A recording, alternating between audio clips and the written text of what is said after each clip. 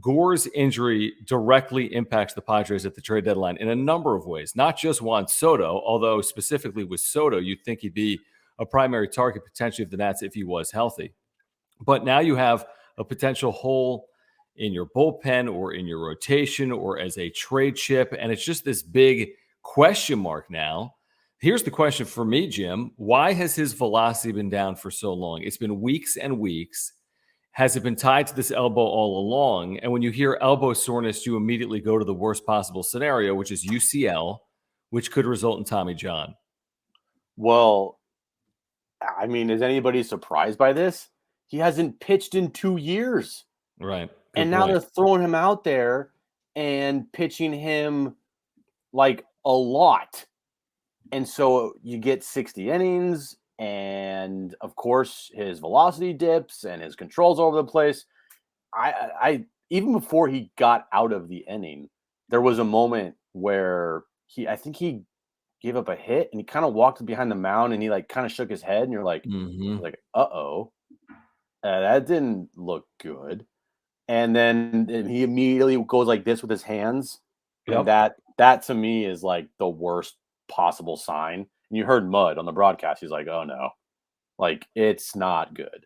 You're right. It definitely affects this team in multiple ways. The trade deadline, because of now Juan Soto. And 2, you now probably need pitching help. Do you want to hear me go down the most ridiculous one thing led to another? And that'll lead you to Eric Hosmer. Okay, perfect. Do that, and then I'll get to this. Yeah, hear me out. Hear me out, guys. Right, this is ridiculous, but this is sports.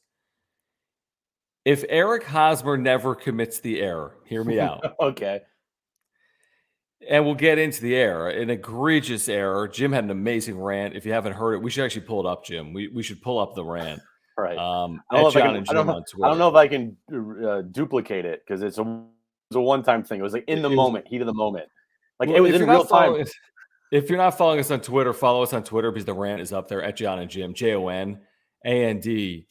Hear me out for this stupid correlation game I'm about to play. Like, McNeese State beat this team and they're better than Alabama. That's what I'm doing here, okay? And we'll get to the supers. Cam, thank you for the super. Greatly appreciate it. We get to all the supers. Thank you guys for supporting this channel. If Hosmer never commits the error, Manaea goes deeper into this game, right? I don't know how much deeper. Maybe he didn't have it, and he certainly didn't have it after the error. Manaea works deeper into this game. He's been a workhorse. He's been a 6-7 inning pitcher. If Manaea goes 6 innings in this game, MacKenzie Gore never appears in this game. If MacKenzie Gore never appears in this game, the Padres can make a trade involving MacKenzie Gore sooner rather than later. I mean, is it possible? I'm trying to do this. I'm trying to go full circle. Is it possible Eric Hosmer's boneheaded error cost the Padres trading for Juan Soto here tonight? Again, it's kind of joking, but it's kind of serious. Like everything is tied together. Everything impacts everything. And the way the Padres played on the field here tonight, put this organization in a tough spot heading against the trade deadline. Can I steal that? Please. Can I steal that from you? Because I want to do like a butterfly effect where it's like if Hosmer didn't do like completely fuck up that play, and then it cost the Padres not only the game, but it cost them MacKenzie Gore because he got injured, and then it cost them to get Juan Soto. Right, exactly. Hosmer cost them Juan Soto. Hosmer cost them Juan Soto because of that error. I mean, as stupid as I'm being facetious, it's good for social media, Jim. Feel free to use it. But it just goes to the point of like they've been playing sloppy baseball and it catches up to you. And they've been 4 games under 500 now since May 23rd. Think about that. Over the last 2 months and 2 days, this team is 4 games under 500. It's deja vu all over again. And can it be stopped by Bob Melvin or this front office or some other force like Juan Soto or someone else at this trade deadline? We're going to find out. Let's get to the first super of the night while Jim tweets. So 619 Cam says this. He says, I'm effing pissed. Hosmer and Kim, yes, with the poop emoji. Gore, I'm with you. Manny looked checked out. Maybe we still win this series, and who knows, maybe Soto is a Padre next week. Cam, here's the thing. All of it is factual. even if Gore is hurt and out for a sizable amount of time, even if it's the worst case scenario in Tommy John, that doesn't immediately prevent the Padres from acquiring Juan Soto. Does it make it more challenging? Yeah. Could he have been a centerpiece of a trade? Absolutely. But could CJ Abrams potentially serve as a centerpiece? Could you now have to be forced to add in another player in the minor leagues? Of course. I mean, it's all possible. I don't think MacKenzie Gore's setback here tonight definitively would rule the Padres out of the Juan Soto sweepstakes. Does it make it more challenging? It probably does. It probably does. I don't think it was as simple as saying, hey, if Gore's included, they're going to be able to pull this off. And if Gore's not included, they can't pull it off. I don't think it's as simplistic as that. I really don't. But the Hosmer play was the worst play of the night. The Kim base running gaff was a complete gaff. The fact that the team got in at 4 a.m., you heard Bob Melvin postgame say, did that have any impact in this game? He said 0. That's an excuse. I give Bob Melvin credit for saying that. They're just playing bad baseball, Jim, and they're playing sloppy. I mean, I think the game is summarized in Hosmer, Kim, Gore.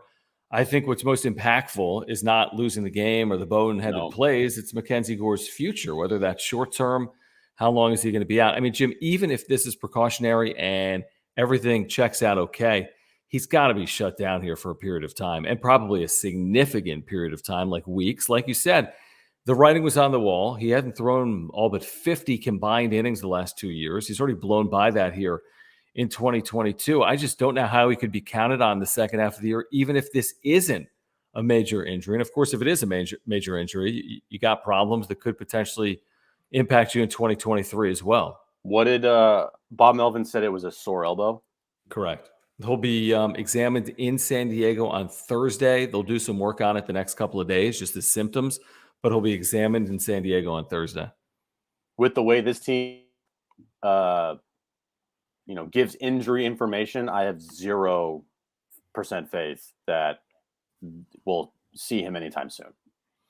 Like, agreed. When you start doing this on the mound, stretching your fingers out, and you're diagnosed with a sore elbow, and you're throwing 90 miles an hour when you usually throw 95, that's a problem. And by problem, I mean, I don't want to speculate, but it's a problem. Not good.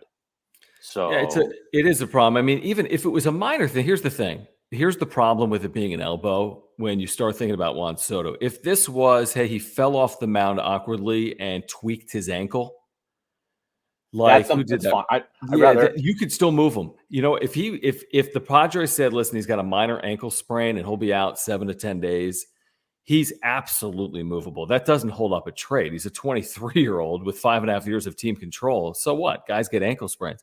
When you hear elbow, at this point, it's hard for me to envision that he could be dealt.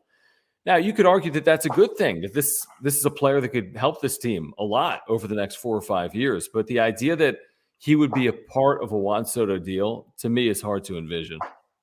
Sorry, can you hear that? There's like fireworks going on outside. Yeah, it sounded like a gunshot or something. That's why. And I was like, wait, what's happening? Yeah, this whole MacKenzie Gore situation, it's another like almost butterfly effect, right? Because you lose a pitcher, you potentially lose a major trade chip for Juan Soto. And if you lose out on Juan Soto because MacKenzie Gore is now significantly injured and the Nationals don't want to take that deal, and then they rather take the Dodgers deal instead, and it all comes back to just because MacKenzie Gore got hurt, like, kidding me? And now you have to get another pitcher, like probably two, because MacKenzie Gore's hurt. That means Adrian Morejon's probably going to be a guy that they don't want to get rid of now. Correct. This whole thing, it's like, if you really want to go, it all goes back to the error. And I said it. I said it's you. And you're the one that did it. No, fault. First of all, you can't do that. You can't steal someone's idea and then blame them after you try to take the credit for it on social media. Yes, I can. I just did. This is so Jim. Jim tweets. Yeah. You guys all heard it. I came up with the idea. Jim says, "Can I tweet it?" He steals the idea. He tweets it, and then he prefaces it by replying to his tweet by saying, "At John Schaefer told me to tweet this. Blame him now too."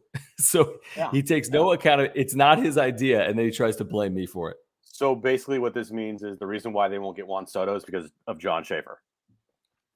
This is your fault, man. Well, it could be because of Eric Hosmer. And we had a couple of guests on today on John and Jim.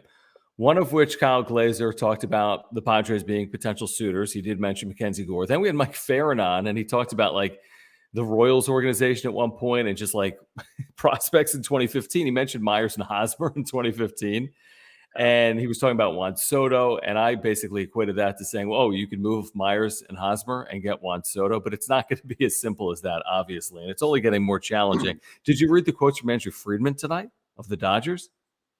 What did he say? I need to find the exact quote. Can someone put that in the chat? Can you find that? We're talking about Juan Soto? Yeah, he was like, listen, you only have so many opportunities to go get a star, and if we have a chance to get a star, we need to do our due diligence. That's the paraphrasing, and I believe it's from Friedman. It's either the owner or Friedman. All right, I'm going to bookmark it, so I'll play it tomorrow on the show. He says, whenever star-level players become available, we'll always have the conversation and dig in and try to make something make sense. Cool. I mean, that's not encouraging. And it sets up where if MacKenzie Gore is seriously injured, the Nationals aren't going to want to do that deal. No. Well, not for Gore, that's for sure. Well, I mean, if Gore was like a main piece of the deal, you know what I mean? Mm-hmm. And they were like cheering Juan Soto Dodger Stadium tonight. Like every time he was at bat, they were giving him like ovation.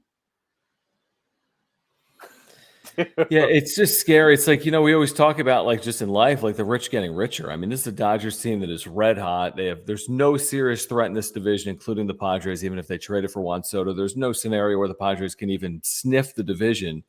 Yet they're concerned with adding a player of Juan Soto's caliber potentially for the stretch run because they're not worried about the division. They could care less. They're trying to win the World Series. Now, I would say go get Soto from the Padres perspective, and you can do the same thing. You can win a World Series. And if it's not this year, you'd have a couple of cracks in 2023 and 2024. But if you're AJ Preller tonight and he already doesn't sleep, now you got to go back to the drawing board, I would assume, to try to entertain or lure the Nats into listening to your next offer. It's not the only offer, Jim. It's not like if they had MacKenzie Gore in the deal, there was some guarantee a trade was getting made.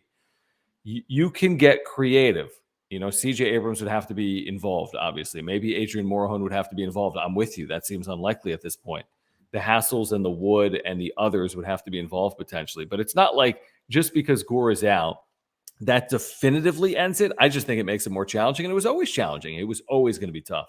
Well, not only is it challenging to now make a deal potentially for Juan Soto with MacKenzie Gore being like a major piece of the puzzle, but this also hurts your team like in the now.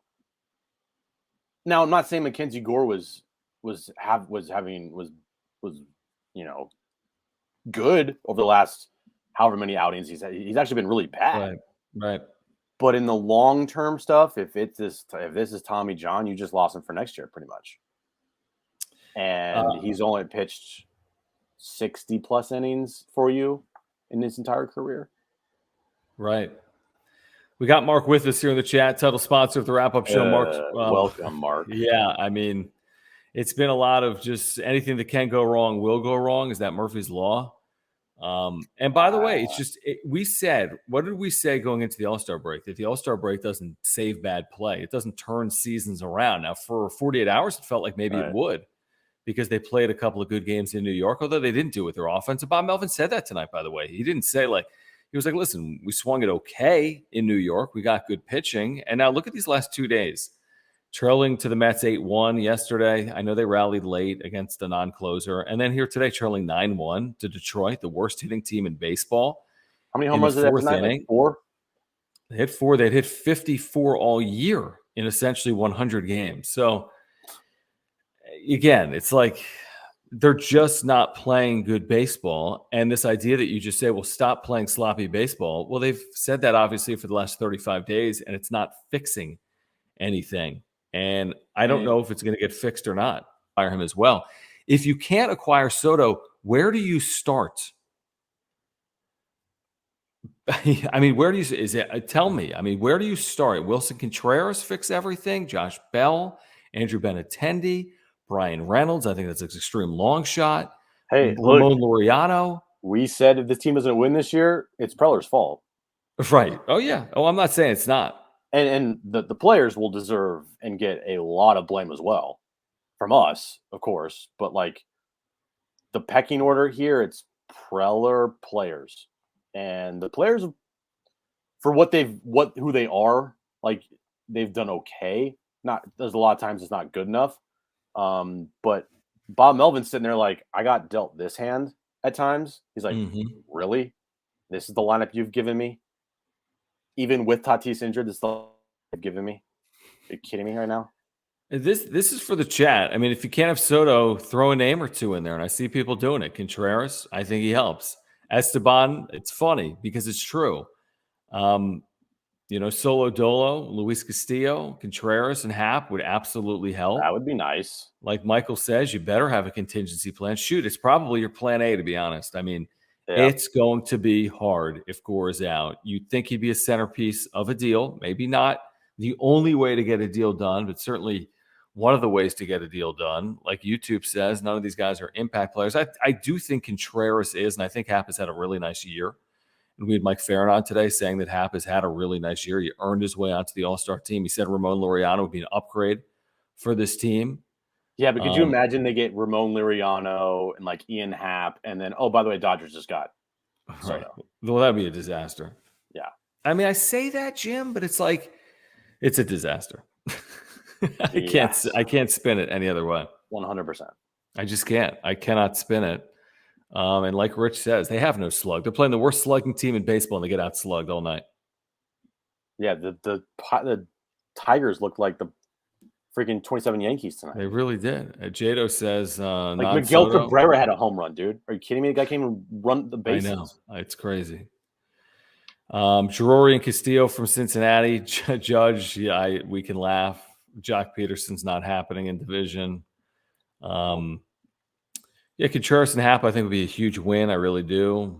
A lack of Hosmer, I think, would be a big win.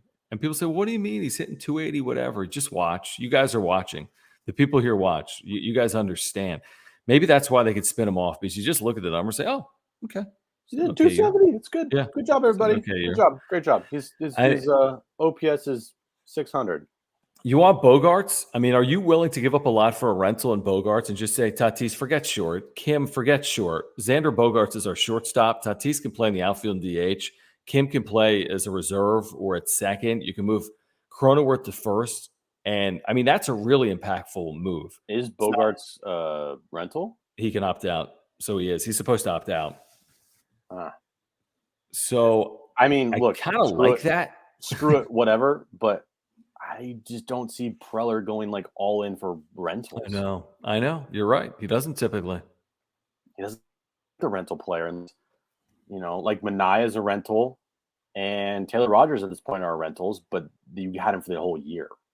If you trade a bunch of pieces for a 55-game rental. Yeah, it's a good point. How much could you give up for a 55-game rental? Again, that's not Soto. If Bogarts is 2.5 years, you'd be like, oh, wow, this is plan B, because plan A is Soto, plan B would be Bogarts.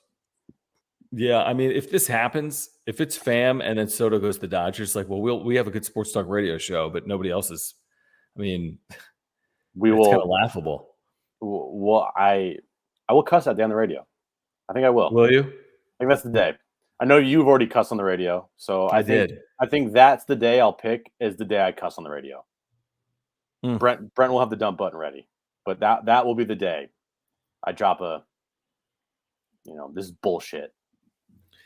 The thing with Reynolds is he's been hurt. He's controllable through 2025. I don't envision it. I don't think you give up everything like you would for Soto for Brian Reynolds, just how I see it. I think he's a nice piece. I don't think he's a crazy nice piece. I think he's very helpful, but I don't think he's the difference between winning a World Series or not. That's my personal opinion.